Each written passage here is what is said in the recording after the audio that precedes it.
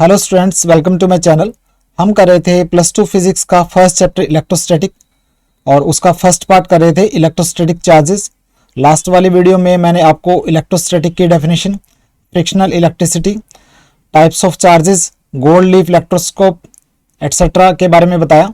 I hope आपको video अच्छे से समझ में आई, और अगर आप फर्स्ट टाइम मेरी वीडियो देख रहे हैं तो पहली वाली वीडियो जरूर देख लीजिए। आज की वीडियो में हम करेंगे सेकेंड लेक्चर इलेक्ट्रोस्टैटिक का।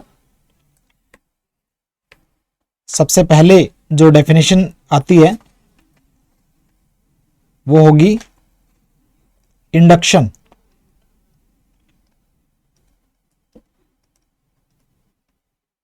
What is induction?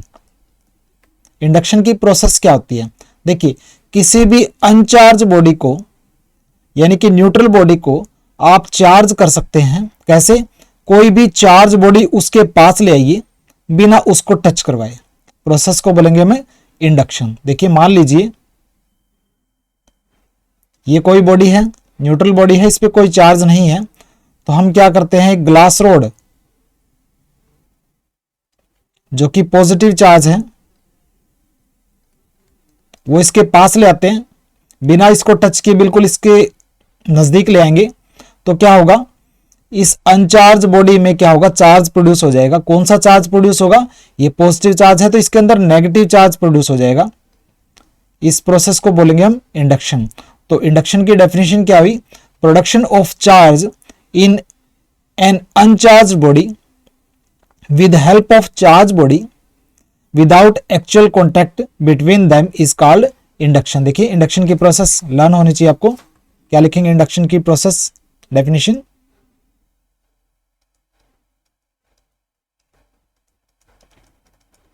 Production of charge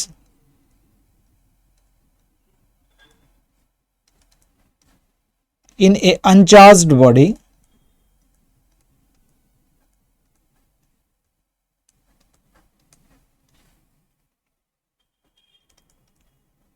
with help of charged body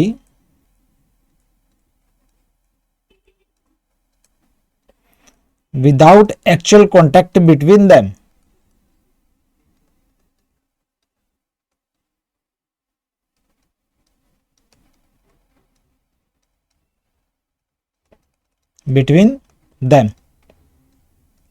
is called induction।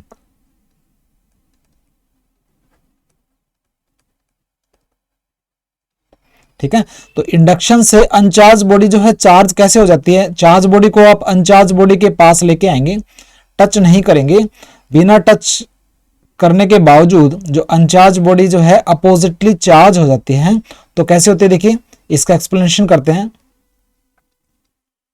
पहले आप समझ लीजिए। देखिए, ये एक अनचार्ज बॉडी है और ये एक चार्ज्ड ग्लास रोड है।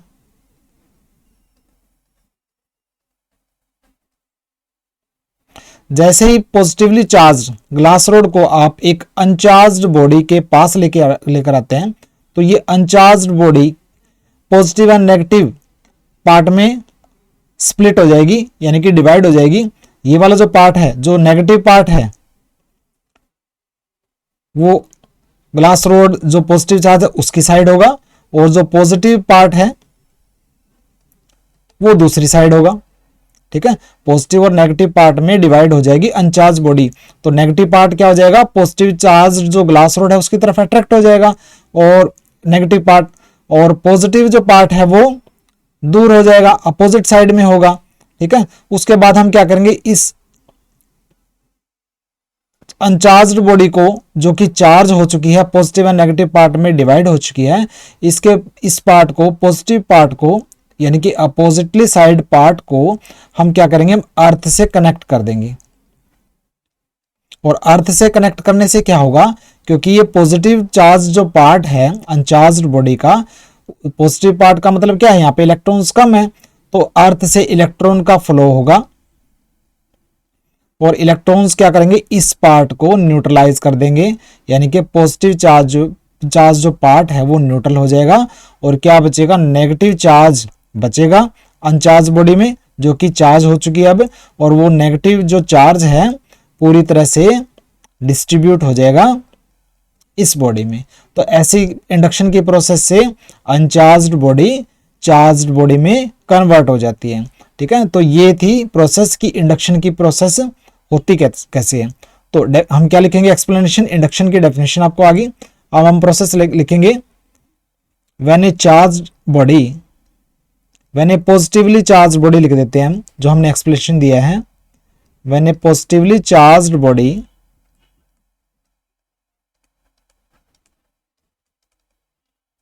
is brought near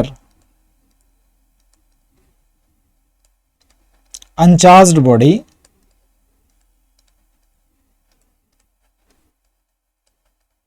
तब क्या होगा, then uncharged body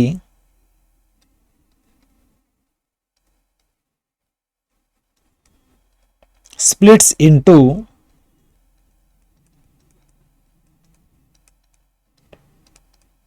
positive and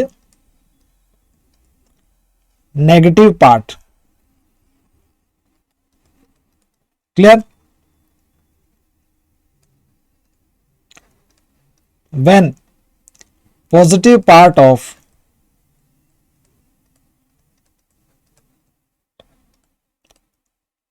uncharged body is connected to ground,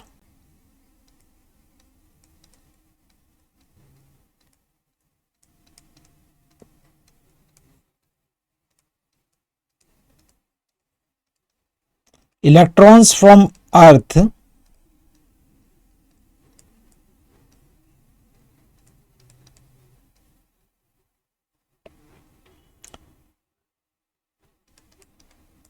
flow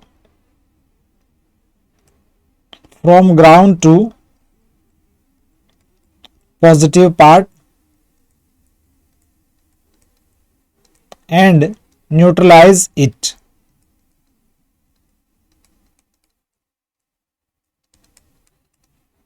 ठीक है, but the negative part remains in position.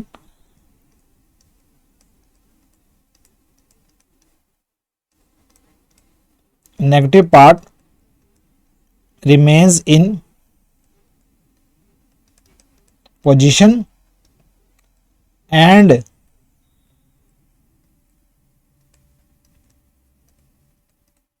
get equally distributed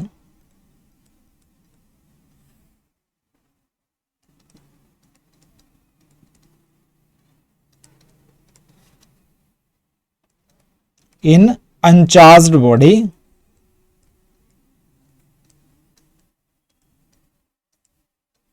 which becomes charged.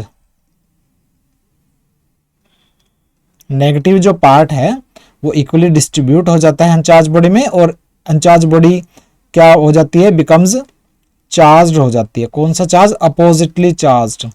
जो charge, जिस body को आप अनचार्ज बॉडी के पास लेके आओगे, यानी कि पॉजिटिव चार्ज वाली बॉडी को इस अनचार्ज बॉडी के पास लेके आए तो इस पर नेगेटिव चार्ज प्रोड्यूस हो जाएगा।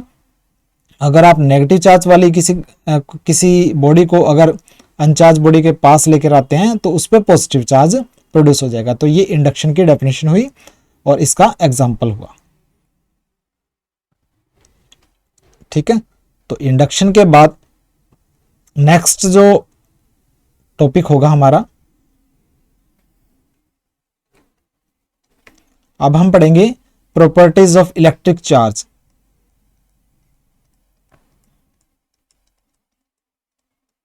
Properties of electric charge. देखिए, इलेक्ट्रिक चार्ज के बारे में आप पढ़ चुके हैं। इलेक्ट्रिक चार्ज किसी भी बॉडी पर तब प्रोड्यूस होता है जब या तो वो बॉडी इलेक्ट्रॉन लूज कर दे या फिर इलेक्ट्रॉन गेन कर ले। इलेक्ट्रॉन लूज करेगी तो बॉडी पे पॉजिटिव चार्ज आ जाएगा, इलेक्ट्रॉन गेन करेगी बॉडी तो उस पर नेगेटिव चार्ज आ जाएगा। ये तो कंसेप्ट आपकी क्लियर है। अब हम पढ़ेंगे इलेक्ट्रिक चार्ज की कौन कौन सी प्रॉपर्टी है। देखिए, एक प्रॉपर्टी तो आप पढ़ चुके हैं कि like charges repel each other and opposite charges attract each other. ठीक है, तो हम one by one electric charge की दूसरी प्रॉपर्टीज पढ़ेंगे। सबसे पहली जो प्रॉपर्टी है, इजी वाली जो प्रॉपर्टीज है पहले रीड कर लेते हैं, जो सिंगल सेंटेंस में आप कवर कर लेंगे। सबसे पहले किसी भी बॉडी पे जो चार्ज है, मान लीजिए ये बॉडी है और इस बॉडी पे, किसी भी बॉडी पे जो चार्ज है पॉजिटिव भी हो सकता है या नेगेटिव भी हो सकता है या जीरो भी हो सकता है। तो ये फर्स्ट प्रॉपर्टी है इलेक्ट्रिक चार्ज की, charge on A body can B positive, negative और जीरो। तो पहली प्रॉपर्टी क्या होगी इलेक्ट्रिक चार्ज की, charge on a body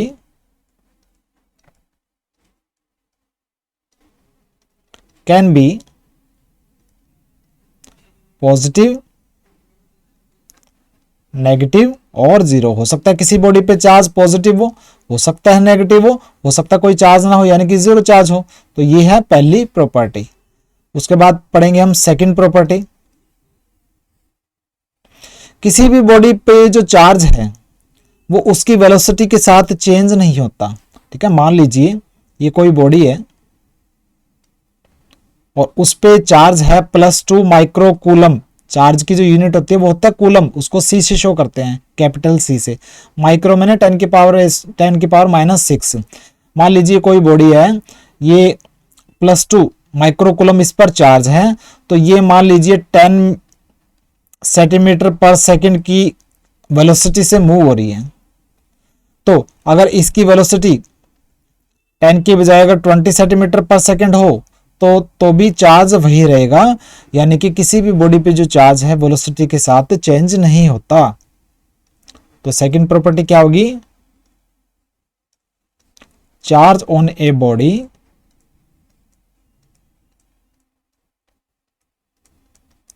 does not change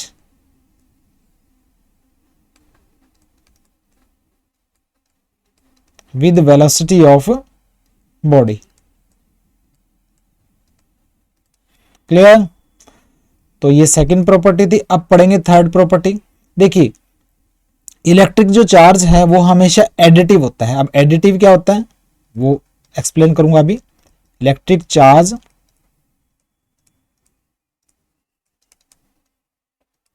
is always additive in nature. Meaning क्या हुआ एडिटिव का, जैसे कि आप 2 में 5 प्लस करेंगे तो 7 हो जाएगा, 7 में 3 माइनस करेंगे तो 4 हो जाएगा। मैथ्स में करते हैं ना आप प्लस माइनस, तो ऐसे ही इलेक्ट्रिक चार्ज भी जो है एडिटिव मैथमेटिकल कैलकुलेशन को फॉलो करता है।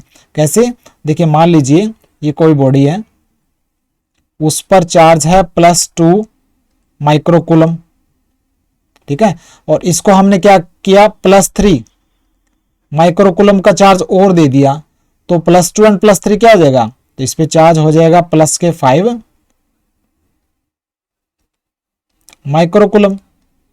अब इस बॉडी पर, इसी बॉडी पर हमने क्या किया, -3 की -1 कर -4 कर लेते हैं, -4 माइक्रोकूलम का चार्ज दे दिया। तो अब इस पे चार्ज क्या हो जाएगा, +5 है -4, यानी कि +1 माइक्रोकूलम रह जाएगा। इसको बोलेंगे हम additive nature of electric charge. Electric charge जो है वो एडिटिव होता है, यानी कि उस पर अगर आप चार्ज देते हैं प्लस का या माइनस का, तो वो मैथमेटिकल कैलकुलेशन को फॉलो करेगा। तो ये थी third concept, third property electric charge की, electric charge is additive in nature. Clear? अब फोर्थ प्रॉपर्टी हम पढ़ेंगे इलेक्ट्रिक चार्ज की, क्वांटाइजेशन ऑफ चार्ज। इंपॉर्टेंट है,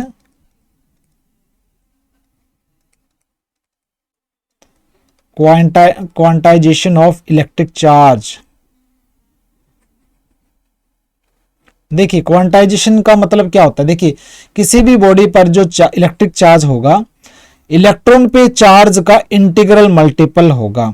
देखिए इलेक्ट्रॉन पर, एक इलेक्ट्रॉन पर जो चार्ज होता है वो चार्ज होता है 1.6 इंटू 10⁻⁻19 कूलम। इससे कम चार्ज किसी बॉडी पर नहीं हो सकता। ठीक है, तो किसी भी बॉडी पर अगर चार्ज होगा तो इलेक्ट्रॉन पे चार्ज का इंटीग्रल मल्टीपल होगा, पॉजिटिव नेगेटिव में हो सकता है और इसका मल्टीपल होगा। यानी कि ये कोई मान लीजिए बॉडी है, तो उस पर इस चार्ज को हम मान लेते हैं, इसको शो करते हैं ई से।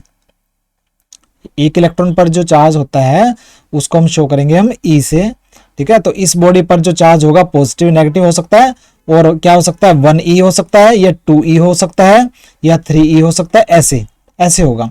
तो प्लस Ne लिखेंगे हम, प्लस माइनस Ne, प्लस का हो सकता है चार्ज, माइनस का हो सकता है, और इलेक्ट्रॉन पे चार्ज का इंटीग्रल मल्टीपल यानी कि n की जगह आएगा 1 2 3 4 कुछ भी आ सकता है। तो इसको बोलेंगे हम क्वांटाइजेशन ऑफ चार्ज, यानी charge on a body is always integral multiple of charge on one electron, it is called quantization of charge. Definition क्या लिखेंगे,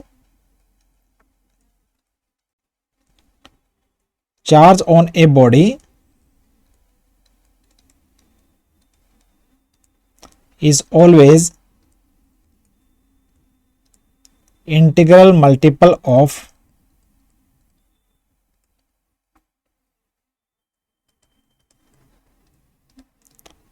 charge on an electron, और इलेक्ट्रॉन पे जो चार्ज है उसको बोलेंगे हम फंडामेंटल यूनिट ऑफ चार्ज या स्मॉलेस्ट यूनिट ऑफ चार्ज।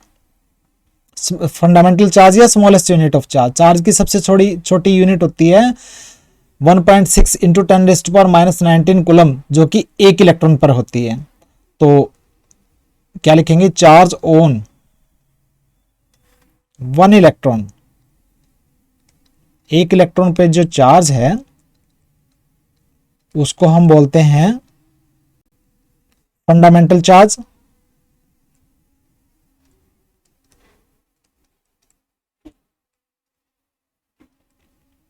और स्मॉलेस्ट यूनिट ऑफ चार्ज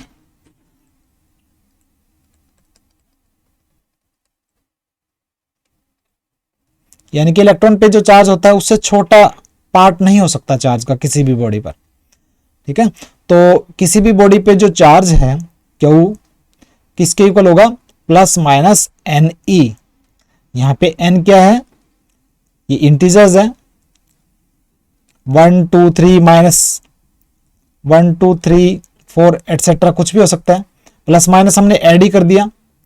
ठीक है, तो n जो है वो 1 2 3 4 एटसेट्रा होगा, और E क्या है, वो चार्ज ऑन इलेक्ट्रॉन, जो कि 1.6 इंटू 10⁻⁻19 कूलम होता है, चार्ज ऑन वन इलेक्ट्रॉन। तो इलेक्ट्रिक चार्ज की इस प्रॉपर्टी को बोलते हैं हम डिस्क्रीट नेचर ऑफ चार्ज। किसी भी बॉडी पे चार्ज फ्रैक्शन में नहीं हो सकता, इलेक्ट्रॉन पे जो चार्ज होता है ना उसका पार्ट नहीं हो सकता, कम से कम इतना चार्ज तो होगा, इसको बोलेंगे हम डिस्क्रीट नेचर ऑफ चार्ज। क्या लिखेंगे, charge on a body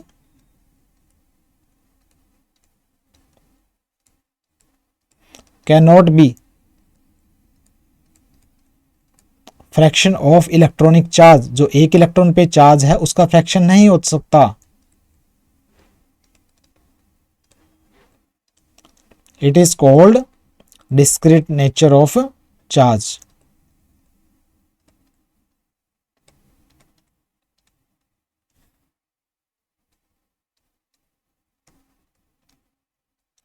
clear, तो ये फोर्थ प्रॉपर्टी थी quantization of charge.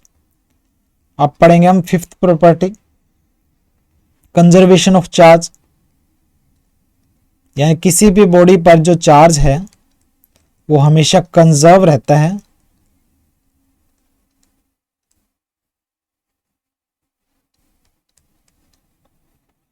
Conservation of charge की डेफिनेशन, कोई भी आइसोलेटेड सिस्टम, आइसोलेटेड सिस्टम कौन सा होता है, मान लीजिए देखिए कोई ऑब्जेक्ट है, ये कोई ऑब्जेक्ट है, इसको बोलेंगे हम isolated system.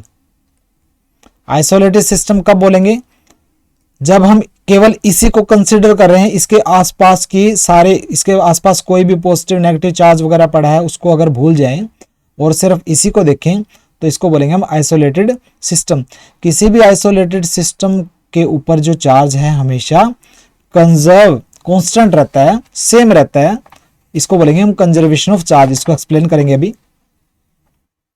Conservation of charge का मतलब हुआ total charge on an isolated system, total charge on an isolated system remains always conserved,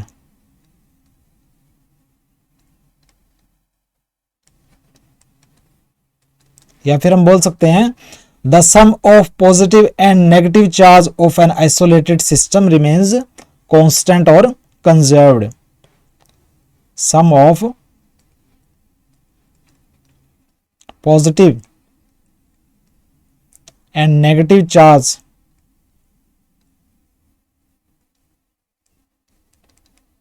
of an isolated system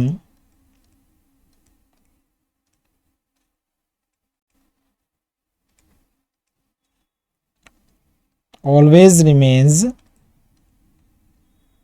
conserved। किसी भी आइसोलेटेड सिस्टम में जितना पॉजिटिव चार्ज है एंड नेगेटिव चार्ज है, उन दोनों का प्लस जो है वो हमेशा सेम रहेगा, कंजर्व रहेगा। ये थी कंजर्वेशन ऑफ चार्ज। एग्जांपल से समझ लेते हैं। देखिए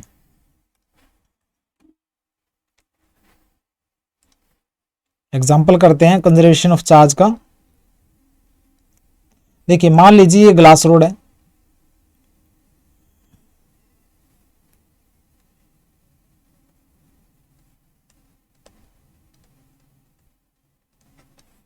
और ये सिल्क क्लॉथ है।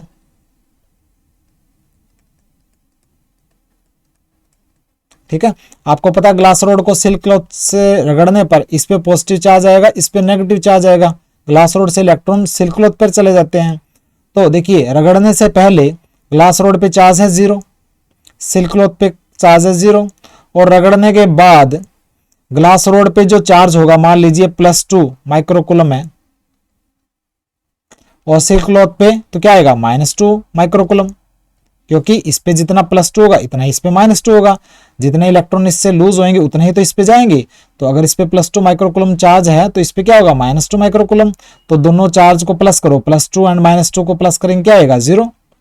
तो रबिंग से पहले रबिंग के बाद जो चार्ज क्या है 0, तो चार्ज जो इलेक्ट्रिक चार्ज कंजर्व हुआ। तो यही थी कंसेप्ट कंजर्वेशन ऑफ चार्ज। किसी भी आइसोलेटेड सिस्टम पर टोटल चार्ज हमेशा सेम रहता है, यानी कि sum of positive and isolated system के अंदर हमने क्या लिया glass rod and silk cloth. अब इन दोनों को आइसोलेटेड सिस्टम में हमने माना है, बाकी चीज़ों को हम भूल गए।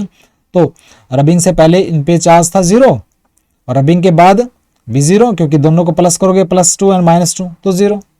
ठीक है, तो क्या लिखेंगे first example, when a glass road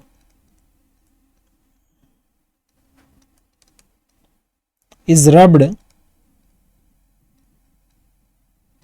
with silk cloth। जब ग्लास रोड को सिल्क क्लॉथ से रगड़ा जाता है तो क्या होगा, amount of charge, amount of positive charge on glass rod equal to amount of negative charge on silk cloth।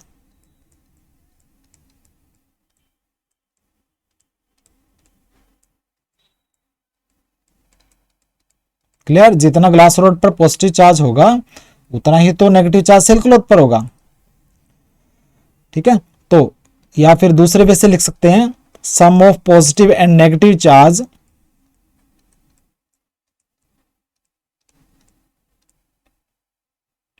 On glass rod and silk cloth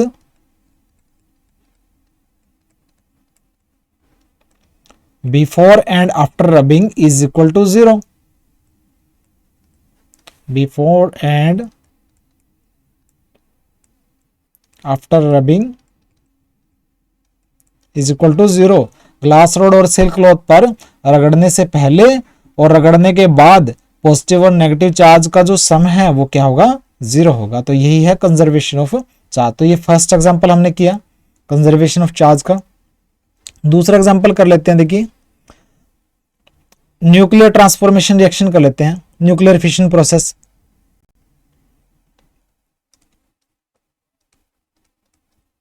in nuclear transformation reactions, nuclear transformation reactions क्या होती है,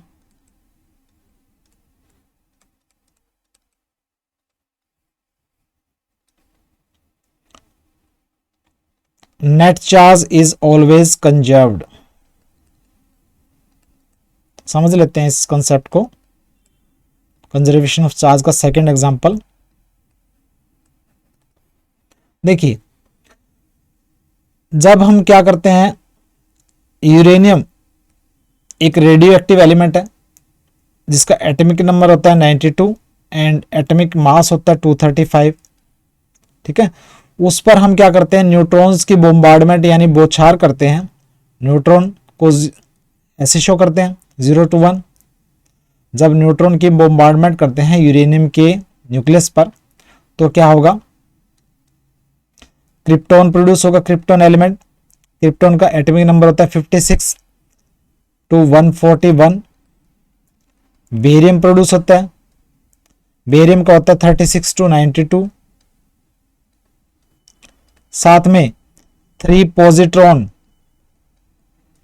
ये positron का symbol है, 3 positron produce होते हैं और energy, large amount of energy produce होती है, ठीक है। जब यूरेनियम एलिमेंट के न्यूक्लियस पर न्यूट्रॉन की बोम्बार्डमेंट की जाती है तो krypton, barium, 3 positron and energy produce होती है। तो यह है न्यूक्लियर ट्रांसफॉर्मेशन रिएक्शंस। न्यूक्लियस पर न्यूट्रॉन की बोम्बार्डमेंट की गई है जिससे ट्रांसफॉर्म मैंने क्रिप्टॉन एंड बेरियम में ट्रांसफॉर्म हो गया यूरेनियम का एलिमेंट। तो न्यूक्लियर ट्रांसफॉर्मेशन रिएक्शन में नेट चार्ज हमेशा कंजर्व रहता है। देखिए, प्रोटॉन का पॉजिटिव चार्ज देखते हैं यहाँ पे। देखिए, ये देखिए टोटल प्रोटॉन्स देखते हैं। पॉजिटिव चार्ज किस में होता है, प्रोटॉन में होता है। तो total protons before fission, nuclear fission, nucleus के, यूरेनियम के न्यूक्लियस के टूटने से पहले टोटल प्रोटॉन्स कितने हैं, 0 + 92। प्रोटॉन का नंबर यहां होता है ना, ठीक है, 0 + 92 यानी कि 92 प्रोटॉन्स है। तो पॉजिटिव चार्ज कितना है, 92, ठीक है। और total protons after fission, charge जो है 92 नहीं है, प्रोटॉन्स 92 है और जितना एक प्रोटॉन पे चार्ज होगा उसका 92 से मल्टीप्लाई कर दो। तो total protons after fission, fission के बाद जो है टोटल प्रोटॉन्स कितने हैं, 56 + 36 + 3 × 1,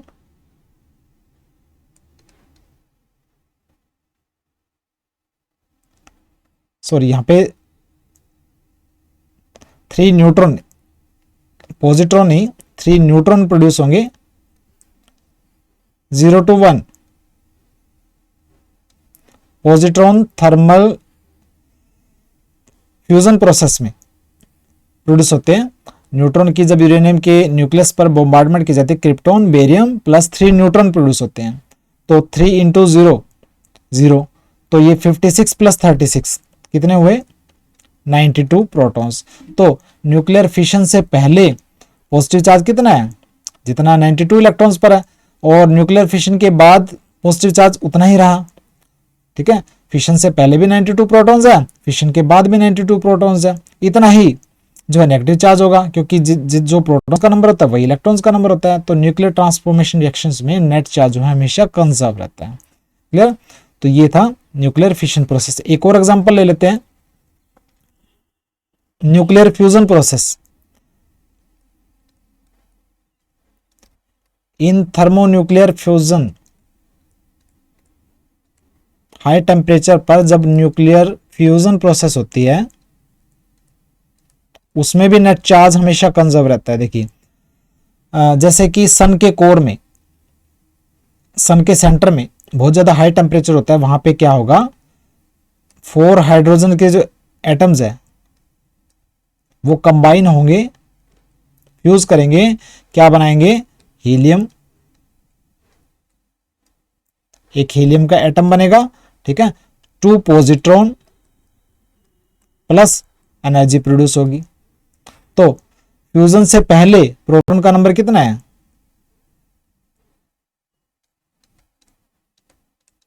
before fusion number of protons देखिए कितना है, 4 × 1 4 है। और after fusion number of protons देखिए 2 प्लस 2 इंटू 1 2 यानी कि 4। इसका मतलब ये हुआ कि थर्मोन्यूक्लियर फ्यूजन में यानी कि हाई टेम्परेचर पर जब हाइड्रोजन के जो एटम्स आपस में फ्यूज होकर हीलियम का एटम बनाते हैं और 2 पॉजिट्रॉन प्रोड्यूस होते हैं और एनर्जी प्रोड्यूस होती है, तो फ्यूजन से पहले जो पॉजिटिव चार्ज है इक्वल टू फ्यूजन के बाद जो है पॉजिटिव चार्ज, तो नेट चार्ज हमेशा कंजर्व रहता है। तो ये इलेक्ट्रॉनिक चार्ज की, इलेक्ट्रिक चार्ज की प्रॉपर्टीज हमने पढ़ी कि किसी भी बॉडी पे जो चार्ज है वो पॉजिटिव नेगेटिव जीरो हो सकता है, किसी भी बॉडी पे चार्ज वेलोसिटी के साथ चेंज नहीं होता, सेम रहता है, किसी भी बॉडी पे जो चार्ज है वो हमेशा एडिटिव होता है। फोर्थ प्रॉपर्टी पढ़ी हमने क्वांटाइजेशन ऑफ चार्ज, और फिफ्थ प्रॉपर्टी पढ़ी हमने कंजर्वेशन ऑफ चार्ज। अब नेक्स्ट टॉपिक करेंगे हम comparison between charge and mass. Charge और मास को कंपेयर करेंगे हम, क्या डिफरेंसेस है दोनों में।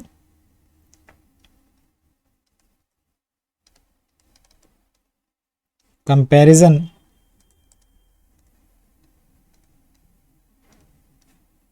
Between charge and mass. Charge और मास में क्या डिफरेंसेस है। देखिए एक साइड लिख लेते हैं हम चार्ज और एक साइड लिखेंगे हम मास। देखते हैं क्या क्या डिफरेंसेस हैं।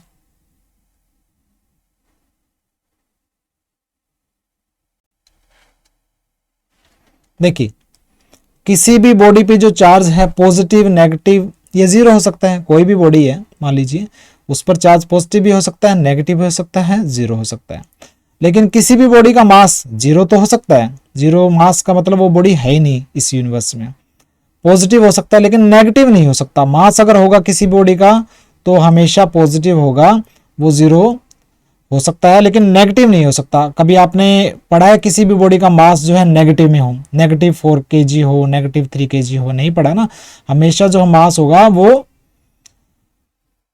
पॉजिटिव होगा या फिर जीरो होगा, नेगेटिव नहीं होगा। ठीक है। तो फर्स्ट प्रॉपर्टी, फर्स्ट डिफरेंस है चार्ज ऑन ए बॉडी। किसी भी बॉडी पर जो चार्ज है वो पॉजिटिव हो सकता है, नेगेटिव हो सकता है और जीरो हो सकता है। और किसी भी बॉडी का मास, मास ऑफ ए बॉडी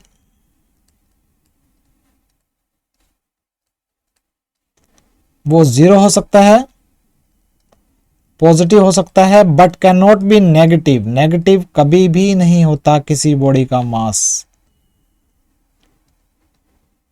क्लियर। तो ये फर्स्ट डिफरेंस। सेकंड है कि कोई भी बॉडी मान लीजिए चार्ज है तो चार्ज बॉडी है उसका मास जरूर होगा, लेकिन कोई भी बॉडी जिसका मास है जरूरी नहीं है उस पर चार्ज हो। ठीक है। ये चार्ज्ड बॉडी, कोई भी बॉडी चार्ज है, पॉजिटिव है, नेगेटिव है, जो भी चार्ज हो, ये चार्ज बॉडी उसका मास तो होगा ही होगा। ऑलवेज हैव मास। लेकिन ये तो जरूरी है ना किसी बॉडी का मास और उस पर चार्ज हो सकता चार्ज ही ना।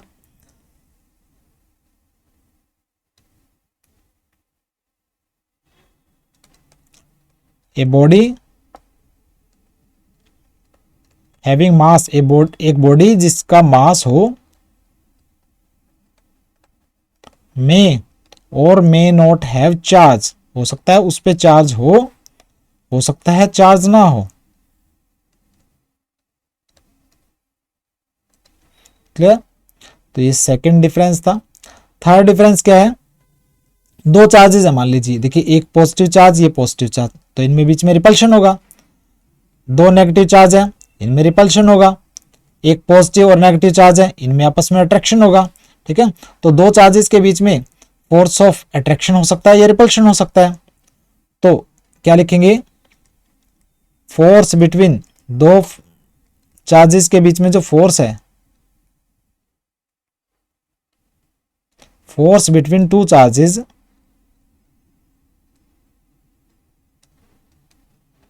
कैन बी अट्रैक्टिव और रिपल्सिव। दो चार्जेस के बीच में जो फोर्स है वो अट्रैक्टिव फोर्स भी हो सकता है, रिपल्सिव फोर्स भी हो सकता है। ये रिपल्सिव है, ये रिपल्सिव है, ये अट्रैक्टिव है, ठीक है। लेकिन इस यूनिवर्स में कोई भी दो ऑब्जेक्ट है जिनका मास हो, वो हमेशा अट्रैक्ट ही करते हैं, वो कभी रिपल्सिव फोर्स नहीं होगा दो ऑब्जेक्ट के बीच में। यूनिवर्स में कोई भी दो ऑब्जेक्ट है, मान लीजिए एक ऑब्जेक्ट ये है, एक ऑब्जेक्ट ये है, तो हमेशा ही आप एक दूसरे को अट्रैक्ट ही करेंगे। दो बॉडी जिनका मास हो वो हमेशा अट्रैक्ट ही करती है, वो रिपल्शन नहीं शो करती। तो क्या लिखेंगे, gravitational force between two masses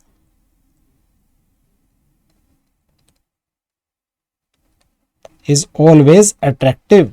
दो मासेस के बीच में ग्रेविटेशनल फोर्स, यहां पे फोर्स आएगा, इज ऑलवेज अट्रैक्टिव। क्लियर। तो ये थर्ड पॉइंट था। उसके बाद फोर्थ पॉइंट है, किसी भी बॉडी पे जो चार्ज है वो वेलोसिटी के साथ चेंज नहीं होता। हमने पढ़ा था कि बॉडी अगर वेलोसिटी 10 सेंटीमीटर पर सेकंड से 20 सेंटीमीटर पर सेकंड कर दी तो चार्ज वही रहेगा। तो charge on a body does not change with the velocity.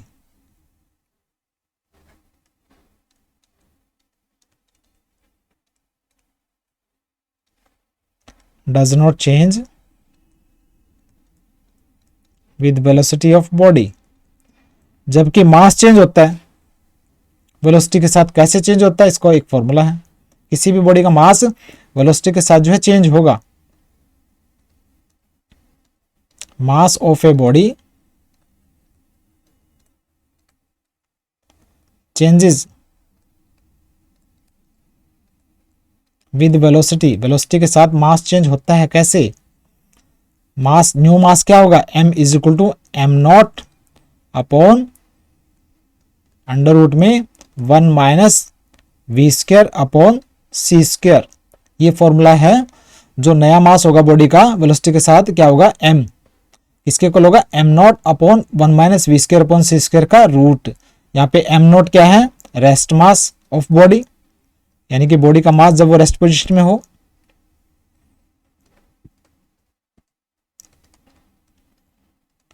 और v क्या है, v वेलोसिटी है बॉडी की, जिस वेलोसिटी से बॉडी मूव कर रही है।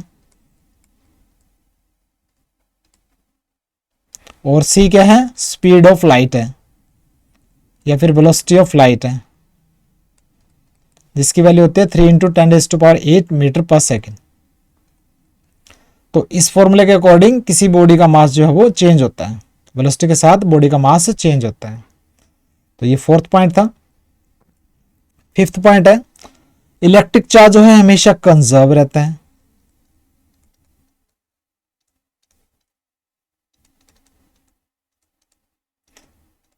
Electric charge is always conserved, यानी कि किसी भी isolated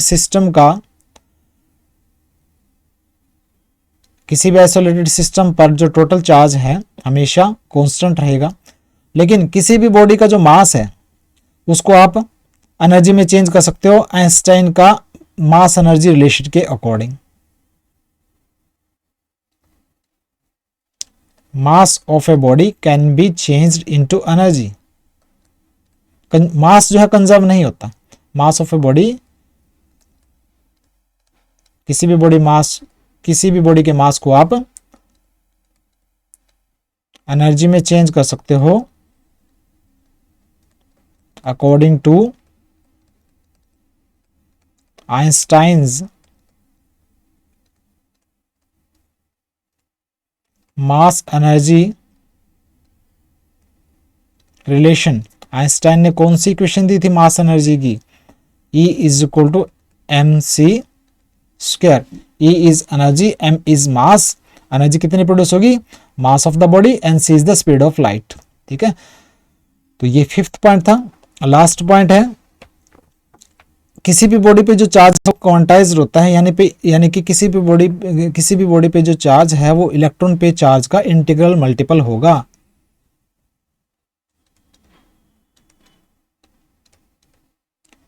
The charge is always quantized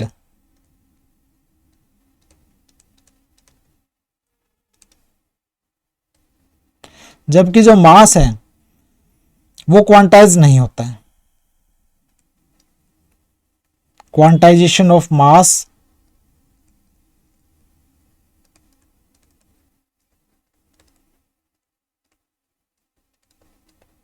is not established so far। मास की क्वांटाइजेशन अभी तक एस्टेब्लिश नहीं हुई है। ठीक है, चार्ज जो है वो किसी भी बॉडी पे जो चार्ज है वो क्या होगा, इलेक्ट्रॉन पे चार्ज का इंटीग्रल मल्टीपल होगा, +-1 ही, +-2 ही, +-3 ही। यानी कि दो बॉडी पे अगर चार्ज है तो उनमें कॉमन फैक्टर क्या हो गया, एक इलेक्ट्रॉन पे जो चार्ज आ गया। मान लीजिए ये एक बॉडी है, उस पर +2 माइक्रोकूलम चार्ज है, और ये दूसरी बॉडी है, उस पर +4 माइक्रोकूलम चार्ज है। तो इस बॉडी पे जो चार्ज है वो क्या होगा, इसमें भी एक इलेक्ट्रॉन पे जो चार्ज है आ गया, सबसे छोटी यूनिट तो वही थी चार्ज की, इसमें भी होगी, और सबसे छोटी यूनिट जो है चार्ज की वो इसमें भी होगी। तो दोनों बॉडी के चार्जेस में एक इलेक्ट्रॉन का जो चार्ज है वो कॉमन फैक्टर निकल आएगा, लेकिन मास का क्वांटाइजेशन पॉसिबल नहीं है। यानी कि ऐसा कुछ नहीं है कि कोई भी दो बॉडीज है उनका मास है और उन दोनों बॉडी का अगर मासेस कंपेयर करें तो दोनों में कोई कॉमन फैक्टर निकल आए। इनमें कॉमन फैक्टर निकल आएगा, लेकिन इनमें मासेस अगर कंपैरिजन करेंगे तो ज़रूरी नहीं है कि कॉमन फैक्टर निकले। ठीक है, तो ये था 6th कंसेप्ट कि चार्ज हमेशा क्वांटाइज्ड होता है, जबकि quantization of mass is not established so far. तो ये हमने अब तक किया इंडक्शन की process, properties of electric charge and comparison between the charge and mass. आज की वीडियो में इतना ही। देखते रहिए मेरी वीडियोस को, लाइक कीजिए, सब्सक्राइब कीजिए, शेयर कीजिए। नोट्स मेरे PDF में डिस्क्रिप्शन में है। मिलते हैं नेक्स्ट वीडियो में, बाय।